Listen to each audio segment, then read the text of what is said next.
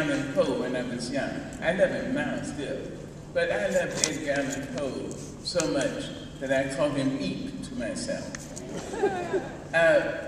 I never heard anybody read anything of Poe's, but I read everything. From the time I was 7 until I was 13, I was a mute for many reasons. For the reason that I had been molested when I was 7. And the molester was put in jail for 1 day and 1 night and released. And my brother and I, Bailey, were on the floor of my mother's parlor house. We were playing a game. We called it Monopoly because we never heard it pronounced. When the police came in, 2 huge white policemen came in, and they wore blue serge in the 30s, blue serge, thick, with big brass buttons. And they said, they looked like giants to me. And they said, the man has been found dead, and it seems he was kicked to death. I thought my voice killed him. That was my logic, 7 years old. I thought because I told his name, and so my voice could kill anybody. So I stopped speaking for 6 years, almost 7 years. But I read everything. I was sent back to Stamps, Arkansas, to my mama, to my grandmother. And there was a lady in my town, a black lady, who was that blue black, you know, that looks like if you pull your hand across it, it would peel. That rich, beautiful color. And she used to wear, not chiffon, a kind of cotton chiffon. And she'd come up the road, and she had all this little powder, just a little powder, to tell you she'd just gotten out of the bath. And she'd come up, and the wind would blow this beautiful, not chiffon, I can't think of the name of it. But she would come up, and she'd say, Marguerite, Maya, you must read. And so she took me to the black school where I went to school. And there was a library. It was small, I know now. It wasn't as large as my library in my own house now.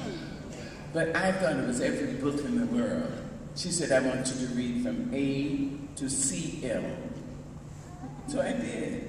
I don't say I understood everything, but I read Field and Stream, Motorcycle, whatever. And I loved poetry. I found I adored it. It spoke to me. So when I read Poe, The Raven, I thought, I never heard it spoken, because of the internal rhymes, I thought it would be read like, once upon a midnight dreary, as I pondered weak and weary, over many a quaint and curious volume of forgotten lore, as I nodded, almost napping, suddenly I heard it tapping, as of someone gently rapping at my chamber door. "'Tis some visitor," I muttered, tapping at my chamber door. "Merely this and nothing more." Ah, distinctly I remember. I had it all down. I had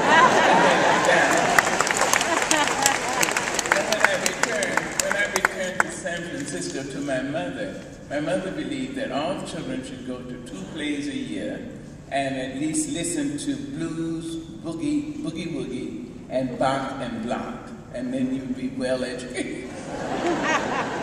Well, so we went to the Curran Theater, my brother and I, to hear Gary Cooper,